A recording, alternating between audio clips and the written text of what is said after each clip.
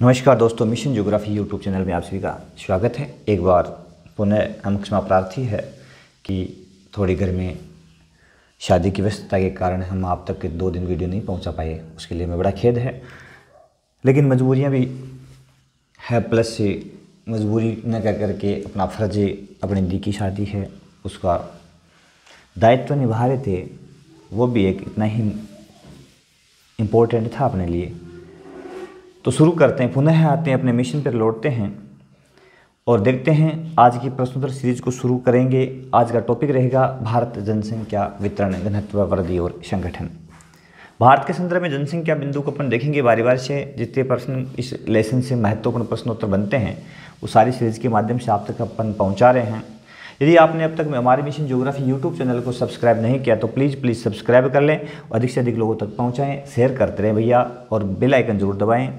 यहाँ से जो सीरीज है अपनी उसका आपको बहुत अधिक बेनिफिट होने वाला है। तो 15, 20, 30 मिनट का जो वीडियो होता है, 10 मिनट, 15 मिनट, 20 का जो भी है, वो उतना समय आप ज़रूर निकालें, क्योंकि आपका सिलेबस है जो है यहाँ से कवर होता चला जाएगा।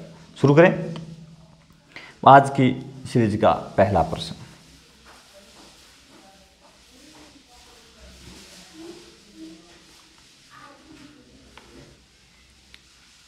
आज की सीरीज का पहला प्रश्न है अपना,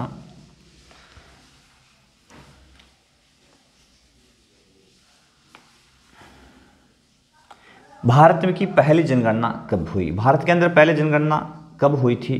तो भारत के अंदर 1872 में, 1881 में, 1890, 1891। सही ऑप्शन है, भारत में पहली जनगणना जो हुई थी वो 1872 में हुई थी। सबसे पहले 1872 में अंग्रेजों के समय जनगणना जो है प्रारंभ की गई थी। भारत में संपूर्ण जनगणना कब हुई? तो प्रारंभ में सबसे पहले जो जनगणना हुई है वो तो 1872 में हुई है, लेकिन संपूर्ण जनगणना के रूप में जो वास्तविक जनगणना जो हुई थी वो 1881 में। कब हुई? 1881 के अंदर। भारत में जनसंख्या की दृष्टि से राज्यों का सही क्रम कौन सा है? यदि सही क्रम पूछ ले तो इसमें अवरोही पूछा है, बड़े से छोटे के क्रम में। यदि देखें तो अवरोही सबसे अधिक जनसंख्या उत्तर प्रदेश, दूसरा महाराष्ट्र, तीसरा बिहार, चौथा पश्चिम बंगाल। ठीक है, इसमें महाराष्ट्र पहले, तो सबको पता होना चाहिए कि सबसे पहले यदि होना चाहिए तो सबसे अधिक जनसंख्या वाला राज्य आना चाहिए। तो ये दूसरा ऑप्शन पहले कट जाता है, इसमें महाराष्ट्र ये भी कट जाता है, ये कोई नहीं कट जाएगा, कोई तो होगा इसमें। तो पहला ऑप्शन उत्तर प्रदेश में सबसे अधिक जनसंख्या है, फिर महाराष्ट्र का नंबर है, फिर बिहार का है, फिर पश्चिम बंगाल का है। तो पहला क्रम अपना सही रह जाता है। ठीक है, अगला प्रश्न, चौथा प्रश्न है अपना, 2011 के अनुसार भारत में की जनसंख्या कितनी है? तो 121 करोड़, 120, 102। 2001 में तो थी 102 करोड़ और 2011 में कितनी है? 121 करोड़।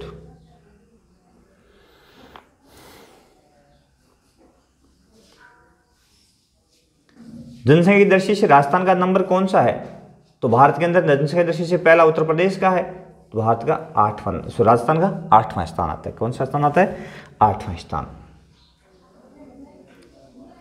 जनसंख्या 2011 की जनगणना के अनुसार भारत का घनत्व कितना है? तो भारत का घनत्व पूछा गया है इसमें, तो भारत का कितना है? 382 व्यक्ति प्रति वर्ग किलोमीटर। किस में निकालते हैं? प्रति वर्ग किमी। ठीक है, 1951 में भारत का जनघनत्व कितना था? तो 1951 में मात्र 117 व्यक्ति प्रति वर्ग किलोमीटर था। कितना? 117 व्यक्ति प्रति वर्ग किलोमीटर। भारत में सबसे अधिक जनसंख्या घनत्व किस राज्य का है? जब राज्य की बात आती है तो बिहार का। ठीक है, तो सबसे अधिक बिहार का, और उसके बाद में दूसरा स्थान आता है बंगाल का। ठीक है ना, तो ये 1029 के आसपास में है, ये 1102 है बिहार का। बिहार का जनघनत्व कितना है? तो बिहार का जनघनत्व 1102 व्यक्ति प्रति वर्ग किलोमीटर। कितना है? 1102 व्यक्ति प्रति वर्ग किलोमीटर। थोड़ा सा कूलर का साउंड कम करते हैं।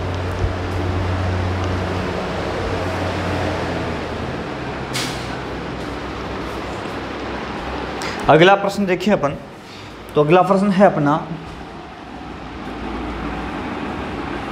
भारत के घनत्व की दृष्टि से घटते क्रम में राज्यों का क्रम है। तो सबसे अधिक घनत्व किस राज्य का है? तो बिहार का 1100 प्रथम स्थान पे है, बंगाल का 1029 दूसरे स्थान पे है, ये 1102 है। ठीक है ना, उत्तर प्रदेश तीसरे स्थान पे है। तो ये सभी ऑप्शन सही है इसमें। ठीक है ना, स्थान क्रम सभी ऑप्शनों का सही है इसमें। भारत के किस राज्य का घनत्व सबसे कम है? अरुणाचल प्रदेश का। सबसे कम अरुणाचल प्रदेश का है, 17 व्यक्ति प्रति वर्ग किलोमीटर, ठीक है ना, 17 व्यक्ति प्रति वर्ग किलोमीटर है। और वैसे राजस्थान में जैसलमेर जो है ना, उसका भी इतना ही है। राजस्थान के अंदर अपने जैसलमेर का भी 17 ही है। तो राजस्थान में सबसे कम घनत्व जैसलमेर का है। जिले की बात करें, भारत में राज्य का है उत्तर प्रदेश का, सॉरी अरुणाचल प्रदेश का। कुल जनसंख्या बटा निवल कृषित क्षेत्र क्या कहलाता है? तो ये कायिक घनत्व कहलाता है। क्या कहलाता है? इसको कायिक घनत्व बोलते हैं। कुल जनसंख्या और डिवाइड बाई निवल बोया गया क्षेत्र। एक तो होता है शुद्ध बोया गया क्षेत्र, एक होता है निवल बोया गया क्षेत्र, ठीक है ना। तो निवल में तो शुद्ध तो होता है जिसमें एक कृषि वर्ष में फसल बोई जाती है। एक कृषि वर्ष में जितनी फसल जितनी दूरी पे बोई जाती है उसको शुद्ध बोलते हैं, है ना। और उसी को निवल बोलते हैं। एक होता है सकल। सकल जो होता है उसमें संपूर्ण जोता गया क्षेत्र आ जाता है इसके अंदर, ठीक है ना, जिसमें चाहे बागान लगे हो, पहले 2 वर्ष पहले के बागान हो, 1 वर्ष पहले का बागान हो, सब इसमें शामिल होते हैं। जनसंख्या वृद्धि के एक प्रमुख घटक है, तो इसके 2 घटक है, प्राकृतिक होती है, अभिप्रेरित होती है। तो दोनों बिंदु सही इसमें, प्राकृतिक और अभिप्रेरित।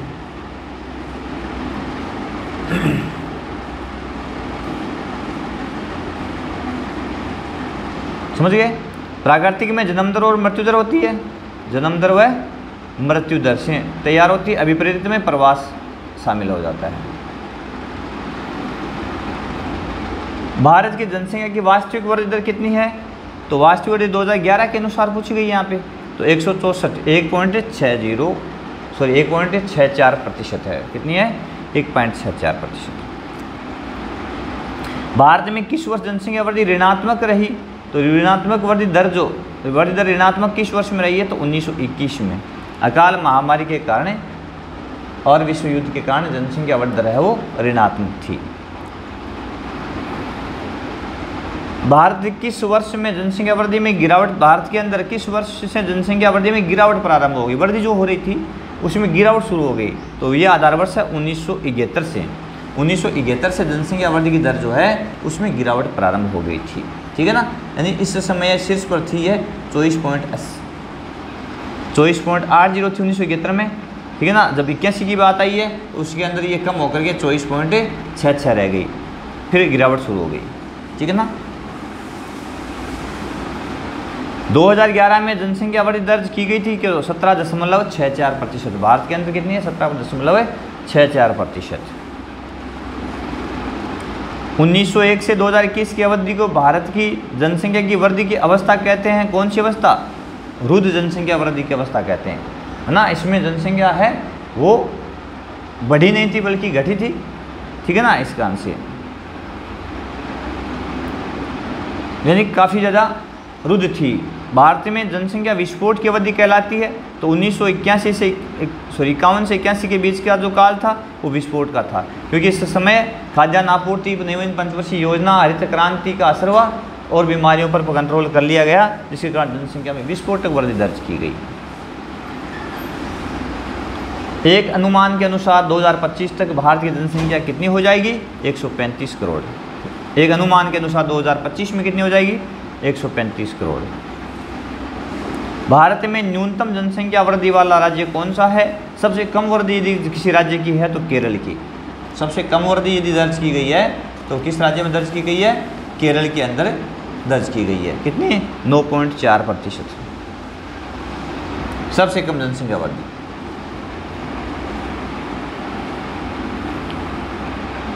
भारत में 2011 के अनुसार कुल जनसंख्या में किशोरों का अनुपात कितना है? ठीक है ना। कुल जनसंख्या में किशोर जनसंख्या कितनी है? तो किशोरों का अनुपात जो है वो कितना है? 20.9%। किशोर कौन से होते हैं? 10 से 19 वर्ष वालों को किशोर में शामिल किया गया है। 10 से 19 वर्ष, ठीक है ना, इनको किशोरों में शामिल किया गया है। राष्ट्रीय युवा नीति कब जारी की गई? तो राष्ट्रीय युवा नीति की जब बात आती है तो फरवरी 2014 में भारत सरकार ने राष्ट्रीय युवा नीति जारी की थी। NYP नेशनल यूथ पॉलिसी, ठीक है ना। NYP। भारत सरकार ने कौशल उद्यमिता के लिए नीति कब बनाई? कौशल उद्यमिता के लिए वर्ष 2015 में नीति बनाई थी, वर्ष 2015 में कौशल विकास के लिए। 2011 की जनगणना के अनुसार भारत में ग्रामीण जनसंख्या का अनुपात कितना है? 68.84%। ग्रामीण आबादी आज भी कितनी है अपने? 68.84%। बहुत बड़ा भाग जनसंख्या का आज भी गांव में निवास करता है। 2011 के अनुसार राजस्थान का जनसंख्या घनत्व कितना है? जब राजस्थान घनत्व की बात आती है तो 200, यदि ऑप्शन में 201 आ जाए, अन्य ऑप्शन नहीं हो, 200 नहीं हो, तो 201 सही कर देना है। पहले 201 था, उसमें कुछ चेंजेज हुआ और उसके बाद में 200 कर दिया गया, तो 200 भी सही है इसमें। अगला है भारत में जनसंख्या 2011 के अनुसार नगरीय जनसंख्या अनुपात कितना है? नगरीय पूछ लिया जाए तो 31.16%। कितना? 31.16, क्योंकि 8.84 जो है उसमें उसको मन घटाएंगे 100 में से तो ये बचेगा। तो ग्रामीण आता है ना, तो उसको 100 में से घटा दो, नगरीय रह जाएगी जनसंख्या। भारत में सर्वाधिक ग्रामीण जनसंख्या वाला राज्य कौन सा है? सबसे अधिक ग्रामीण जनसंख्या किस राज्य में है? तो उत्तर प्रदेश में। संख्या पूछिए, अनुपात नहीं पूछा। तो सबसे अधिक ग्रामीण जनसंख्या वाला राज्य कौन सा है? तो उत्तर प्रदेश की आबादी सबसे अधिक है, तो यहाँ सबसे अधिक ग्रामीण जनसंख्या पाई जाती है।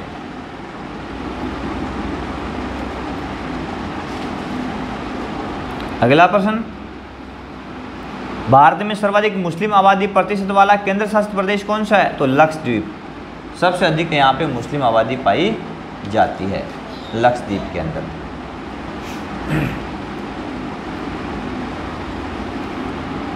96.586% है लगभग यहाँ पे मुस्लिम आबादी। भारत में सर्वाधिक हिंदू आबादी प्रतिशत वाला राज्य कौन सा है? तो ओडिशा। कौन सा है? ओडिशा। और इसके अंदर जो है वो 93.63% हिंदू आबादी है। 93.63% हिंदू आबादी है। भारत में कितनी भाषाएं अनुसूचित है, यानी संविधान की अनुसूची में शामिल है? तो 22 भाषाएं हैं भाई। कितनी है? 22 भाषाओं को संविधान की अनुसूची में शामिल किया गया है। भारत सबसे अधिक, भारत में लिखना भाई यहाँ पे, भारत में सबसे अधिक बोली जाने वाली भाषा कौन सी है? तो सबसे हिंदी भाषी भारत में सबसे अधिक है। सबसे अधिक कौन है? हिंदी भाषी लोग सबसे अधिक है। भारत में सबसे कम बोली जाने वाली भाषा कौन सी है? जब कम की बात आती है तो भैया संस्कृत, फिर उसके बाद में बोडो, उसके बाद में मणिपुरी, ये क्रम है। सबसे कम संस्कृत बोली जाती है।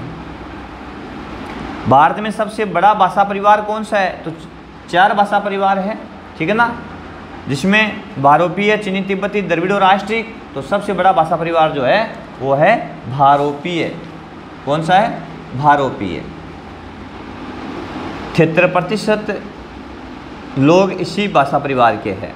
कितने? 73%। और चीनी तिब्बती जो है वो 0.85% है। द्राविड़ जो है वो 20% है। दक्षिण की भाषा द्राविड़ भाषा परिवार की है। और निषाद 1.38% है। ठीक है, यहाँ से आप नोट कर सकते हैं साथ साथ में।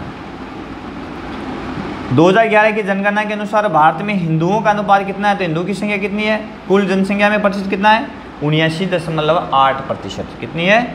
79.8%। मुख्य श्रमिक जिसे वर्ष में कितने दिन काम मिलता है, जिसको मुख्य श्रमिक कहेंगे अपन, तो 183 दिन से अधिक दिन तक वर्ष में यदि काम किसको मिल जाए तो वो मुख्य श्रमिक में आता है, या 6 माह है भी कह सकते हैं इसको। 6 माह है से अधिक, ठीक है ना।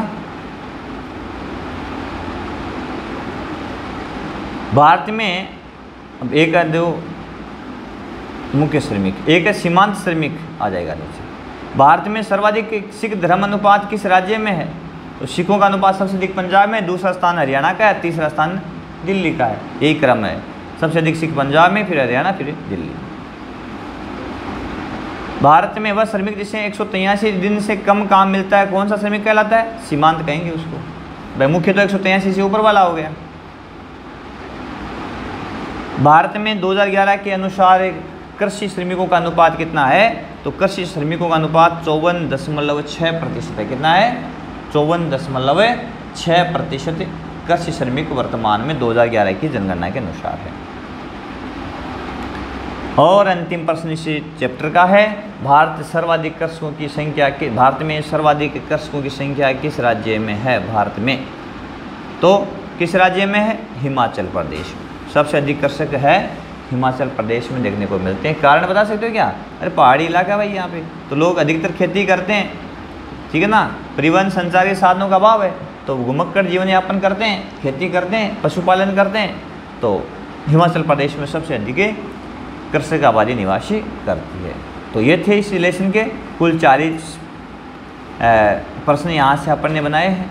तो आप ज़रूर देखें और अपना जो लेबर असिस्टेंट का जो पेपर है आप उसको बड़े ही मेहनत और लगन के साथ में और काफ़ी एक कीजिए कि पॉजिटिव एनर्जी के साथ में, कॉन्फिडेंस के साथ में दे। ओवर कॉन्फिडेंस नहीं होना है, कॉन्फिडेंस के साथ में अपने एग्ज़ाम में आप बैठें, एग्ज़ाम को प्रिपेयर होकर के बड़े तरीके से दें। इस पर एक छोटा सा वीडियो अपन और डालेंगे कि किस तरह से एग्ज़ाम के लिए अपने प्रिपेयर होकर के जाएँ, ठीक है ना। तो आप देखते रहें हमारा मिशन जियोग्राफी यूट्यूब चैनल। बहुत बहुत धन्यवाद मिशन जियोग्राफी यूट्यूब से जुड़ने के लिए। मिशन जियोग्राफी यूट्यूब चैनल जो है आपके उज्जवल भविष्य की कामना करती है। पूरा परिवार आपके साथ है, क्योंकि हमारा उद्देश्य है, हमारा मिशन ही एक है कि आप तक संपूर्ण जो भूगोल का नॉलेज है वो पहुंचाना। तो बहुत बहुत धन्यवाद।